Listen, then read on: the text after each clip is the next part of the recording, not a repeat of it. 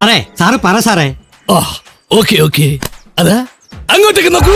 അമ്മ general secretary സിദ്ദിഖിനെതിരെ അതീവ ഗുരുതര ആരോപണവുമായി യുവനടി രേവതി സമ്പത്ത്.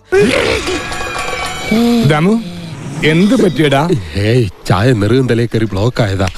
തന്നെ ഹീനമായി സിദ്ദിഖ് ഉപദ്രവിച്ചു. പരാതിപ്പെട്ടതോടെ സിനിമയിൽ നിന്നും മാറ്റി നിർത്തി. കുറ്റകൃത്യം എവിടെ നടന്നാലും പോലീസ് കേസെടുത്ത് അന്വേഷിക്കണം. ഹേമ കമ്മിറ്റി റിപ്പോർട്ടിൽ ഏതെങ്കിലും കുറ്റവാളികളെ പറ്റി പ്രതിപാദിക്കുന്നുണ്ടെങ്കിൽ പോലീസ് അന്വേഷിക്കും. ഈ കാരണം മാനമര്യാദയ്ക്ക് പെണ്ണുങ്ങൾക്ക് ഇവിടെ ജീവിക്കാൻ പറ്റുന്നില്ല. അതന്നത്തെ ചോരത്തിളപ്പിന് കുറ്റകൃത്യം എന്ന് പറയുന്നത് അത് തെളിയിക്കപ്പെടുമ്പോഴാണ്. കുറ്റാരോപിതർ എന്ന നിലയ്ക്ക് വേണം അവരെ ഇപ്പോൾ കാണാൻ. അങ്ങനെയല്ലേ അതിന്റെ ഒരു സമീപനം?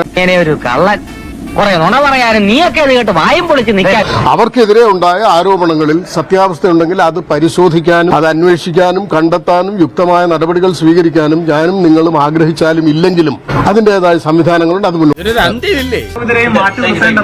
കുറ്റാരോപിതരെ മാറ്റി നിർത്തുന്ന ഒരു നിയമ സംവിധാനം നമ്മുടെ രാജ്യത്തുണ്ടോ? ഷാജി അങ്ങനല്ലല്ലോ പറഞ്ഞത്.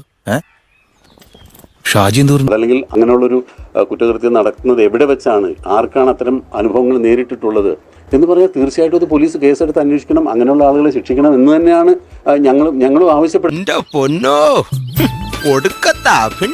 കുറ്റവാളികളെ പുറത്തു കൊണ്ടുവരണം, അല്ലാതെ പുകമറ സൃഷ്ടിച്ച് കുറ്റവാളികളല്ലാത്തവരെ കൂടി അതിനകത്ത് നാണം കെടുത്തുകയല്ല വേണ്ടത്. ആരാണ് കുറ്റവാളി? അയാൾ പുറത്തു വരട്ടെ. കേസ് കൊടുക്കണം പിള്ളേച്ചാ, പോലീസ് അന്വേഷിക്കട്ടെ.